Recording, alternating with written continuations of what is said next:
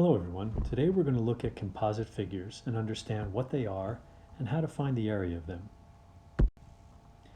Okay, so a composite figure is just a geometric shape that's made up of pieces which are shapes that we already know. And we know that we can build them up and we can take them apart. So if we look at the pictures below, the left-hand side in blue is a composite figure. It's got a shape to it, it's got an area. That blue space is the area of that composite figure. But we can see that that's got some familiar shapes which make it up, including the yellow rectangle, the green parallelogram, and the red triangle. When we put those three together and stack them up in a certain way, they become that blue figure. So how would we find the area of that blue figure that we saw on the prior slide? Well, there are three steps that we would use to do that. The first is we identify the shapes that make up the figure. We've already done that. We had the triangle, the parallelogram, and the rectangle. We would then take the area formula for each of those shapes and figure out the area for each of the three individual shapes. And then finally, we'd add up those three area quantities, we'd put them together, and that would be the area for the total blue space that we had. So, pretty straightforward. We've got three steps there to follow, and let's remember those. Okay, so let's take a look at an example and we'll walk through that process. So, if you think about what we had on the earlier slide, we had a blue space. I'm going to roughly fill that in just to make it simpler to see. So we were looking for that blue area of the composite figure. Well, now we have that space, we have some dimensions, and we can look at the three individual pieces that make it up. So my figures there are a little bit smaller, the triangle, the parallelogram, and the rectangle, but I've just done that to leave myself some additional space. So we've identified our three shapes, and now we're going to use our area formulas. So for a triangle, area equals 1/2 base times height. Here we see that the base of the triangle is this distance here, which is 10.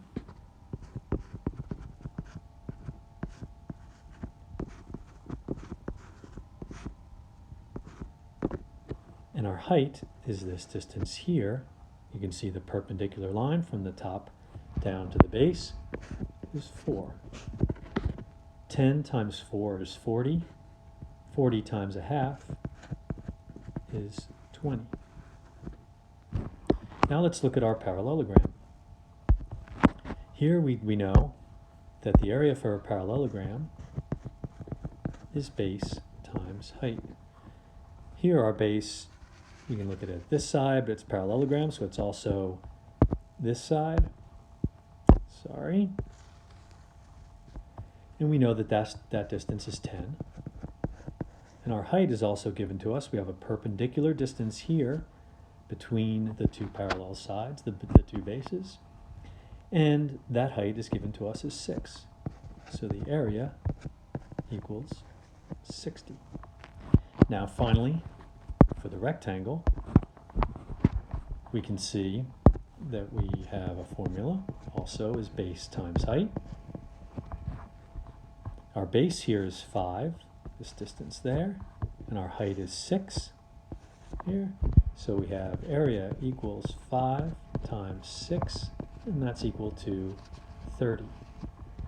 Now to find our composite area, we just need to add those together. Area equals the area of the triangle plus the area of the parallelogram plus the area of the rectangle, and that's equal to 110. So let's take a look at two examples that show a different way to tackle the same figure. So the first one we're going to do just like we have the last, which is through an addition approach. So we have here, if we want to look at it this way, we have two rectangles, one shaded in red and the other shaded in blue. So let's do the blue one first. For there, the area, base times height, so 5 times 2 equals 10. Let's take a look at the red rectangle. base times height. So our base here is going to be this whole distance, which is going to be 5 plus 1, which is 6, and our height is also going to be 6 that we see here. And that's going to be equal to 36. Our total is going to be 46. Adding 10 plus 36. Let's look at this a little bit different way. All right, let's say we've got here a big rectangle that looks like that. Right? And if we look at it that way, well, we can then look at another rectangle here, shaded in yellow, that we would need to take away or subtract from the area of that big green triangle. So let's see what happens when we do that. So for the green rectangle, we would have area equals base times height. Here our base is the 5, it's going to be this distance, plus that distance, which is 1. So that'll again be 6. And our height is going to be this distance plus that distance. 6 plus 2 is 8. And so the area of the green rectangle is 48. So that's the big rectangle. Let's take a look at the little one. So this little one in the corner, well, area is going to be base, which is going to be this distance here, right? That 1. And our height is going to be this distance, 2, right there. And that's just equal to 2. So when we go to figure out the area of this total figure, or the shaded area, so that, again, let's just do this. The shaded area, let me get a different color here.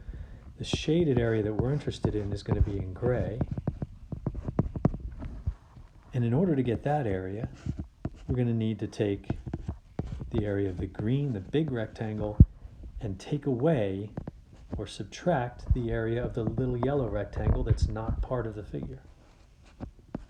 And that's equal to 46. And so we have a happy day that by going at it in the addition approach over here, we got 46. Going at it in the subtraction approach here, we also got 46. So those are two different ways to get to the same answer.